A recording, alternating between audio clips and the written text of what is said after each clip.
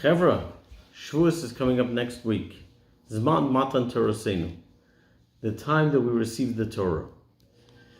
What does Shavuos mean to us? Yes, we received the Torah, we heard the 10 Commandments, we heard the Aseret Sadibros, but did something change in us, or did we just receive a body of information? Holy, elevated, Kedusha, Dika information, but is that it, or did something change in us? In order to answer that question, we need to start with going back to something that I discussed on Torah Gone Viral earlier this week. We spoke about conversations and communication. The lifeblood of any relationship is communication. And at the core of communication is language. You know, we could be speaking, we could be communicating, but if we're using words, and it might be the same words, but the word means something to you which is different to me, we're not communicating. Something's missing over here. Not only that, sometimes the same word means different things in different contexts. The example I gave my children today is awesome. So when you have a 5-year-old boy and you're trying to teach him how to play baseball, you take a plastic bat and a wiffle ball and you show him how to swing, and then you hold the ball and you throw the ball to him. And when finally, after your 300th try, that plastic bat connects with that wiffle ball and it dribbles down a few feet, your reaction is awesome. That means one thing. That means great job. That means you did something great, because that's the beginning of your career. That's your beginning of learning how to play baseball and being part of a team and all that comes with that. When you're talking about the spiritual realm and what goes on in the higher realms of existence and the angels and God and so on, and you use the word awesome, it means something very, very different. It's all about context. There's a word in Yiddish that's used very often in yeshiva, or those who studied in yeshiva use this word often. The word is steig. Are you steiging? It's a verb. Are you steiging, which means are you growing? Are you growing spiritually? Are you growing in your Torah knowledge? It could also mean, it can be used in the context of, are you steiging in your business? Is your business growing? Are you hiring more people? Are you bringing in more revenue? Are you steiging in your workout regimen? Says Rav Hutner in Pachad Yitzchak, the word steig has a very specific meaning. Sure, it can be misused in other contexts, but it means something very specific. See, I have a dear friend by the name of Todd, and a number of years ago, Todd decided to go on a diet. And when he went on the diet, he decided the most efficient way to lose weight was to lower his calorie intake. And he would only eat 500 calories a day. 500 calories a day is incredibly little. And we all tried to convince him that was dangerous. He should not be doing that. Eventually he realized that. He switched his diet. For a baby, though, for an infant, 500 calories, a newborn infant, is fine. But as you grow and you develop, as the baby grows, and the internal organs develop and so on, 500 calories is no longer enough. It was enough to have 500 calories then, but now that the baby grew, the baby can no longer tolerate that. The baby needs more for its existence and continued growth. That's the nourishment it needs. Steig, Rav Hutner says, refers to growth in a way that you can no longer tolerate less.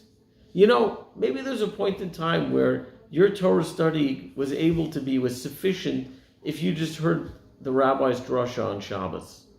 Or you opened the book of Torah once a week when you were at services.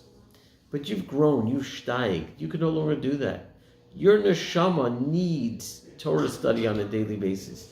You need to study daily. Maybe it was okay to put on tefillin once a month, but now you can't do that. Now you need to put on tefillin daily. Maybe it was okay to do an act of kindness periodically, but now your neshama, your soul, your who you are needs more.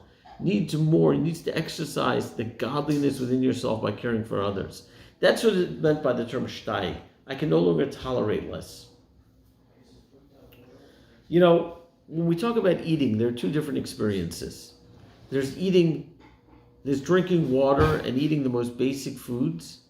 And then there's having a lavish meal, having a steak, having some wonderful ice cream, having a glass of wine, What's the difference? I don't think you've ever gone out to a fancy restaurant and had a 5-course meal and got up and said, that glass of water at the beginning of the meal was awesome. Maybe the wine was great, maybe the steak, maybe the side dishes, maybe the salad, the appetizer, whatever it might be, the dessert, but not the water.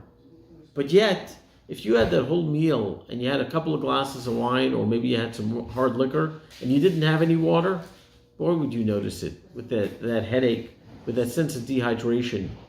Water is a staple. It's vital. We have to drink water on a daily basis. Many cups of water a day. There's certain foods that we need, certain minerals and vitamins that we need for our health. And then there's food that's luxury. It might not have that much value in terms of health and nutrition. It might not be something you absolutely need, but you enjoy it.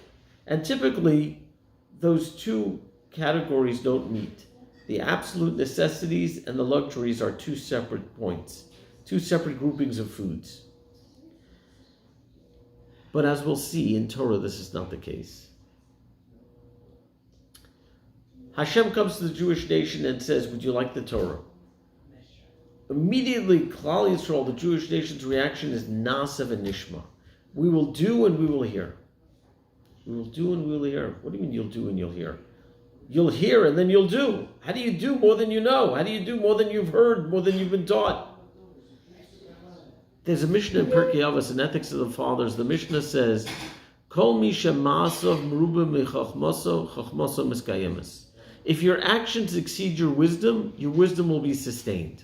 In other words, you could say that, teach me, and as I know, I will implement. As you teach me how to be a kind person, I will do acts of kindness. As you teach me how to be a spiritual person, I'll do mitzvot. As you teach me how to act in a relationship, I'll be a kind spouse or a parent or child. But if I don't know, what can I do? Or you could say the other way around. I'm committed.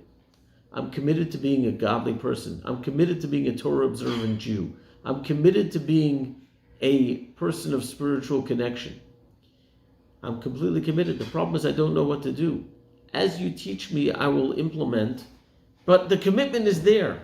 Says Hashem, in my world, it's like you've fulfilled it all. Commitment is key. You are completely committed, you've done it all. And that's actually what motivates a person. When you make a commitment, you want to know how to act, how to make good on your commitment.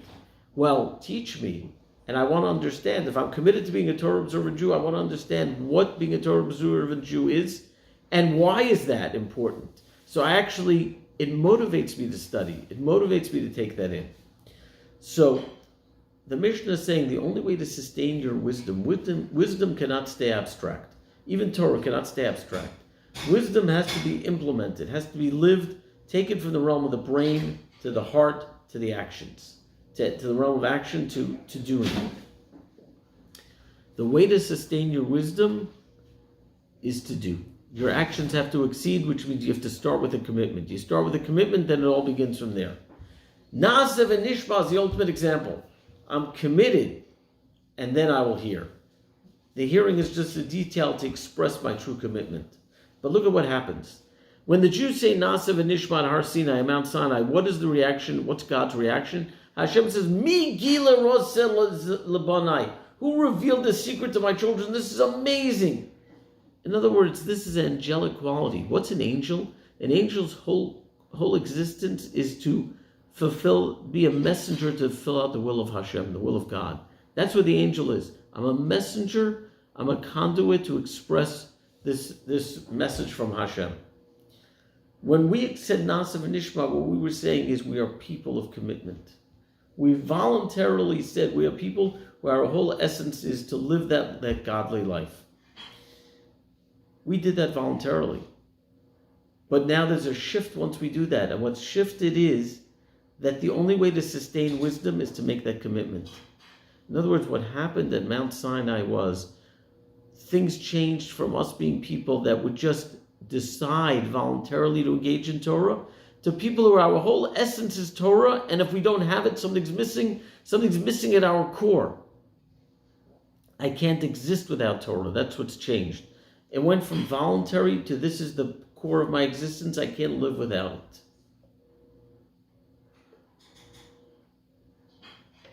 This is what happened at Shavuos. Torah has both qualities, though. Torah, on the one that is both food groups. On the one hand, Torah is absolute vital. It's the staple, saying you can't live without it. It was a great Rosh Yeshiva, one of the great Torah teachers in pre-World War II Europe was Rabbi Baruch Bar Leibowitz, a holy, awesomely learned, deep Torah teacher. And he was once sitting at a gathering where someone got up and said seemingly beautiful words. The person said, Torah is oxygen. You can't live without oxygen. You need to breathe. Torah is the oxygen of the soul. Rabbi Baruch Bar said, no. What a terrible thing to say. Torah is life. Torah is not oxygen for life. It's not something separate from life. It is life. On the other hand, it's the greatest source of pleasure, the greatest source of joy. There's a beautiful story told of a man in the DP camps right after World War II, sitting on the floor, forlorn, depressed, emaciated, wearing the rags that he wore in the concentration camp. And a visitor walked over to him and said, Reb Yid, how can I help you? What can I do for you? Sir, what can I do? Can I get you a pair of shoes? Can I get you a shirt, some pants, a coat? Can I get you something to eat? And with burning eyes, this Holocaust survivor looked at him and said in Yiddish, Ich darf a Baba Kama. I need the volume of Baba Kama from the Babylonian Talmud. I need a Gemara Baba Kama. And this guest didn't understand. He said, really, let me get you something. What can I get you? He said, I've gone 5 years without opening a Talmud, without studying Torah. I need to study Torah. Torah is life. On the other hand, it's the greatest source of pleasure. There was a great rabbi who I had the privilege of knowing on some level, Rabbi Shmuel Birnbaum. He was dean of the Mir Yeshiva in Brooklyn, a great yeshiva in New York. And he was a man who went through great suffering in his life. He lost his entire family during the Holocaust. He survived by escaping before the war and spending the war years in Shanghai, China, but he lost his entire family. He came to the United States, he married, he built a family, and he lost 2 adult children in his own lifetime. He lost a grandchild as well. He went through a lot of suffering, a lot of difficult times. But he was a man whose joy in life was Torah study. Torah study was his life, not just as what he needed, but it was his greatest pleasure. They say a story that Rabbi Birnbaum walked onto a plane. And as he walked onto the airplane, he passed first class. And there was a Jewish man in first class, and the Jewish man stood up and said, Rabbi Birnbaum, I feel so guilty. The rabbi is walking into coach. I'm sitting in first class. Take my first class seat. I'll go sit in coach. And Rabbi Birnbaum looks at him with disdain and says, what are you talking about? He says, if you want to help me, come with me to coach. Find the man sitting next to me or the woman sitting next to me. Send them into first class. Sit next to me and let's study Torah for the plane ride. That'll give me pleasure. The pleasure of studying and teaching Torah. There was an old man I had the privilege of knowing who sat right next to me in the shul I grew up in, Rabbi Label Blumberg. My father told me that one year, Rosh Hashanah, Rabbi Blumberg came in. He suffered from terrible heart trouble at the end of his life. He came in for services on Rosh Hashanah.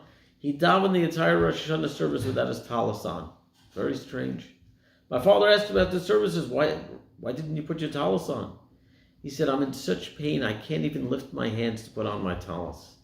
But yet, my father told me, after services, after davening, a man came over to him to discuss a concept of Torah, and he was like a lion, discussing it and loving it back and forth. And this man told me once, he said, I'm in pain a whole day from my heart trouble. But when I study Torah, I don't feel any pain. Torah is life and Torah is pleasure. The Gemara says that Jews are compared to the fish of the sea. Just like the fish of the sea, as soon as they leave the water, they immediately die. So too a Jew without Torah ceases to exist. Let me ask you a question. A Torah observant Jew wants to travel, wants to go on vacation. What are some of the things he has to figure out? Is there kosher food here? Am I going to be able to celebrate Shabbat? Are the people acting and dressing appropriately around me? Am I going to be able to have a minyan for services for davening? There's so many questions you have to go through, where somebody who's disconnected from Torah doesn't have to think about any of this. Seemingly, that person's partying, and I'm much more limited. answers, one of the great thinkers of the 20th century, that it's just like the fish of the sea. If you ever watch a fish swimming in the water, fish looks so peaceful and really boring. Just swimming back and forth, moving through the water. And then when the net catches the fish and it comes out of the water, suddenly the fish starts jumping around and prancing around like mad. And if you don't know anything, you look at it and say, wow, now it's partying. Look, it's dancing. It's like it's in the club over here on the boardwalk. It looks like it's having a great time. Well, what's the answer? The fish is fighting for life. The fish is dying. People could look like they're partying, but deep down they're looking for something meaningful. There's something dead inside of them. There's something that's seeking to bring back to life, to revive. I once sat with one of my students who was very successful in his own field, did very well. And we had a few l'chaims and maybe a few more l'chaims. And then he started talking and he said, what am I doing in my career? He said, I really want to teach. I want to make a difference. My career, whatever it is, big deal. It brings in a lot of money, but so what? What difference am I making? Torah is the ultimate vehicle for meaning. It's the base of life and it's the pleasure of life. We say in the evening service in Ma'ariv, we rejoice with the words of your Torah forever. Because they are our lives in the length of our days. Torah is our life, and Torah is the greatest source of pleasure. It's both of them. The two come together. That's what happened on Shavuos. On Shavuos, we transformed ourselves. We steiged. We became people that were able to voluntarily agree to Torah, to become people who can't live without Torah. The only way we can have our chachma is to have that commitment. That's what happened on Shavuos. We steiged, we can't live without it. Chevra, Shavuos is coming. We've had a rough 10 weeks. Baruch Hashem, with the help of Hashem, we're starting to pull out of it. And some of us are steiged, some of us maybe have fallen a little bit. The key is, come back to this point that I need Torah in my life. I can't live without Torah. I can't go through a day without learning Torah. Take a book of Torah, study, whether it's a Chumash, whether it's a Gemara, whether it's 48 Ways to Wisdom, whatever it might be, a book of Halacha, whatever inspires you. Start studying it and coming in touch with what's at the core of your neshama, the core of your soul, which is Torah. Torah and the need for Torah, the nasav and nishma. The only way to have chokhmah miskayem, the only way to have your wisdom sustained is through Torah. You can't live without Torah. And the more you realize that, and the more you experience that, the more you're a Shavuosdik Yid. The more you're a Jew truly connecting to Shavuos. Let's not let a day go by without study of Torah. Everyone on their own level. For one person it's 5 minutes a day, for one person it's an hour or two a day. Let's not let a day go by, and let us come in touch with the awesome pleasure of Torah, of understanding Torah, of seeing the brilliant wisdom of Torah, and also of how Torah is the base of our lives. Torah is not just oxygen, it's life itself, and I can't go without Torah. And the more I can connect and see this, the more I'm truly experiencing Shavuos in my life. Have a wonderful Shabbos. I look forward to seeing you over Shabbos, whether it's coming to daven together, whether it's coming to visit for a l'chaim and study some Torah outside. But I love each of you and I miss you, and let's keep on steiging together.